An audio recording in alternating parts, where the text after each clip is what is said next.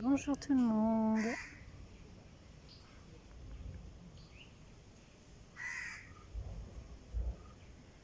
Et oui, je suis toujours dans la nature.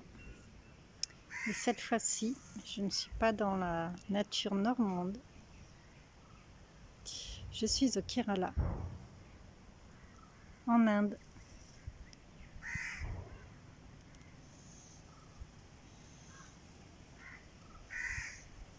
Je suis venue me reposer, me ressourcer, faire une cure panchakarma, découvrir la philosophie ayurvédique. Et c'est un vrai bonheur d'être ici, où le temps semble s'être complètement arrêté. Je suis là depuis quelques jours et j'ai l'impression d'être là depuis 10 ans. C'est un vrai bonheur de pouvoir couper aussi rapidement. En même temps, je suis entourée de Dame Nature. Donc c'est vrai que la nature ressource. Et quand la nature est respectée, elle est beaucoup plus apaisante. C'est comme les humains, les humains qui courent tous les jours, dégagent une énergie de stress qui est tout à fait logique, stress, fatigue. Et là, du coup, la nature est totalement respectée, donc elle dégage de la douceur, un apaisement qui est beaucoup plus rapide que quand je vais dans une forêt en France. En même temps, le pays est complètement différent, avec une autre philosophie de vie, une autre philosophie de penser, de manger, un autre rythme de vie. Et c'est tout à fait ce qui me convient, à vrai dire. Donc voilà, je fais cette vidéo car il y a des petites conférences tous les soirs dans ce centre et j'ai échangé avec une mamie. Je trouvais que notre échange était très enrichissant, donc je vais vous le partager, vu que j'aime bien vous partager un peu ma philosophie de vie, de pensée. Donc cette mamie a 84 ans, c'est une mamie française qui a 84 ans, qui est arrivée au Kerala toute seule. C'est pas la première année qu'elle vient, elle est venue il y a 15 ans, je crois, 15 ans, peut-être 10 ans, mais bon, elle est déjà venue ici dans ce centre. Mais là, quand même, elle est venue à 84 ans toute seule. Donc déjà, je la félicite parce que voilà, il faut oser le faire. Donc voilà, et donc cette dame, elle avait un téléphone portable et son billet d'avion a été réservé sur son téléphone, donc je ne sais pas si c'est elle qui l'a fait ou je pense que c'est quelqu'un de sa famille. Et donc, depuis qu'elle est arrivée au Kerala, bien sûr, elle a son téléphone portable et elle a décidé de l'éteindre complètement et de laisser sur sa table de nuit. Elle m'a dit, mais madame, je n'en reviens pas. Il ne se passe qu'une chose avec mon téléphone depuis que je suis arrivée au Kerala.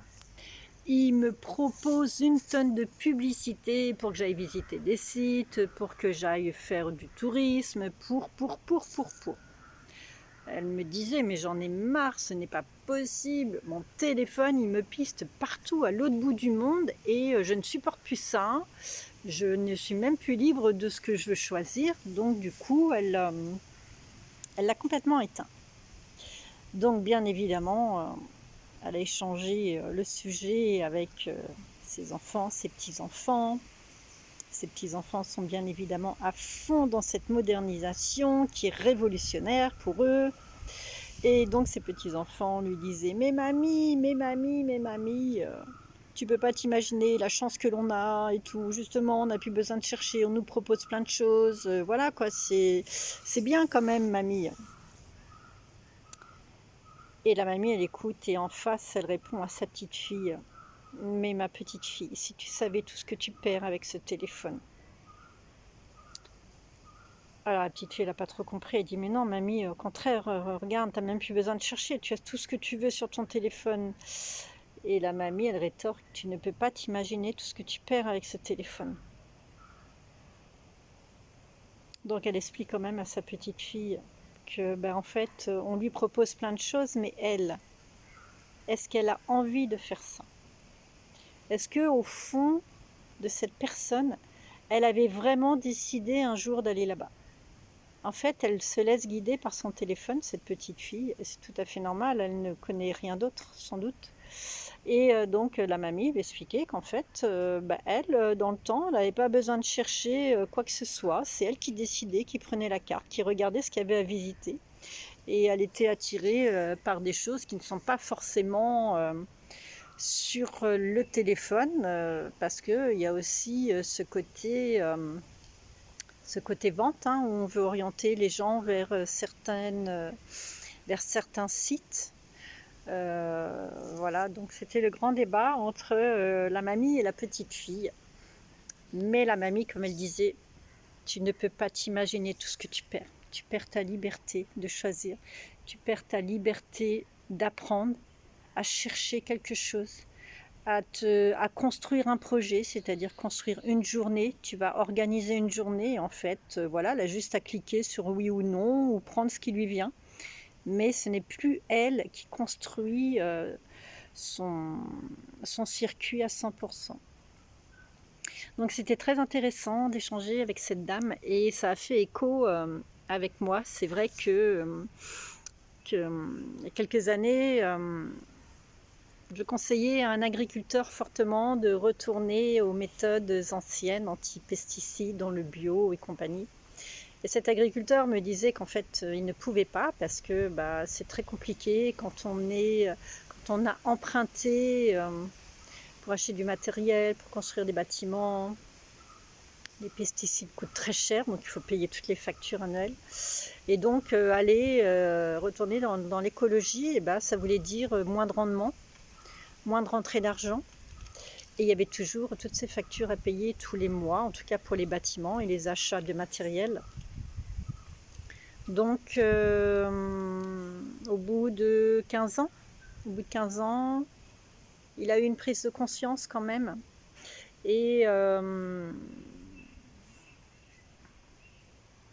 l'univers l'univers lui a apporté de belles âmes autour de lui et du coup, parce qu'il faut quand même savoir qu'en tant qu'agriculteur, eh bien évidemment, on n'est pas du tout accompagné pour faire une reconversion professionnelle du agriculteur classique à l'agriculteur écolo.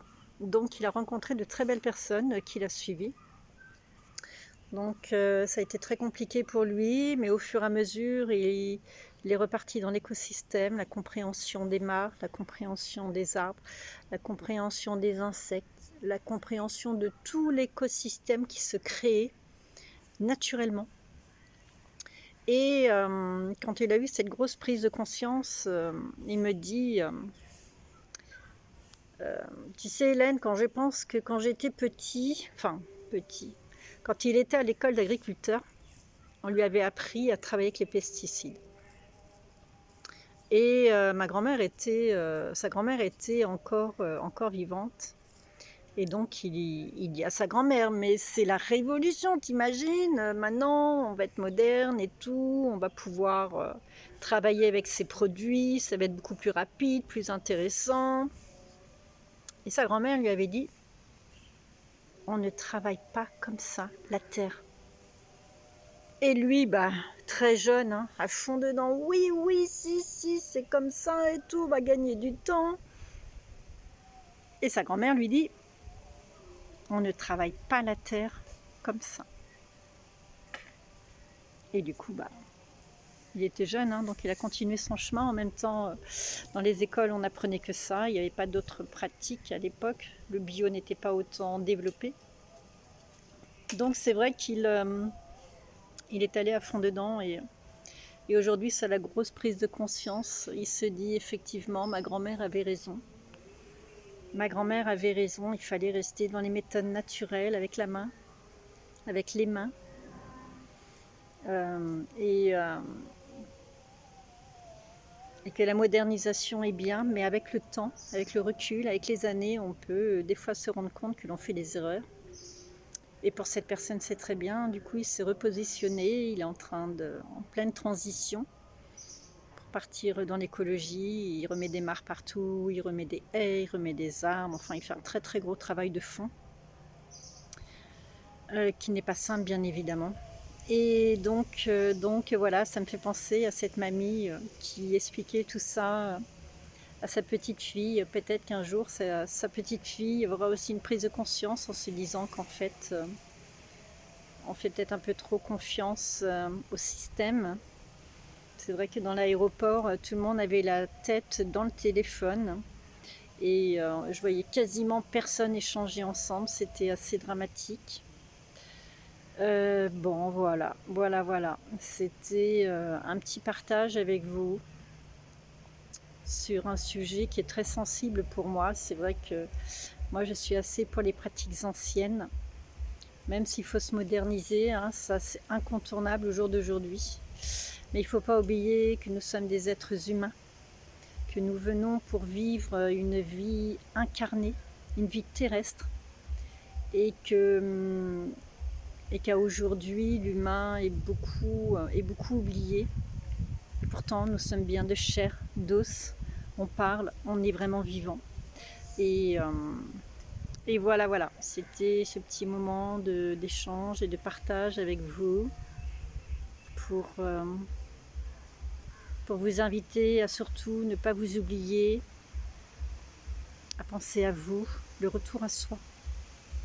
Je reviens toujours à la même chose, le retour à soi, qui je suis, qui j'ai envie d'être. Est-ce que j'ai envie de suivre un système ou est-ce que j'ai envie de personnaliser mon voyage là en Inde? J'ai demandé à personne quand. J'ai personnalisé totalement mon voyage. J'ai réservé mes billets d'avion, j'ai réservé mon séjour. Voilà, j'ai pas eu besoin de publicité ou autre pour faire mes choix et je suis vraiment dans un endroit idyllique, vraiment pour moi, qui me correspond parce que du coup c'est moi qui ai fait mes choix quand j'ai construit ce projet il y a quelques mois. Voilà, je vous envoie plein d'amour et je vous dis à bientôt.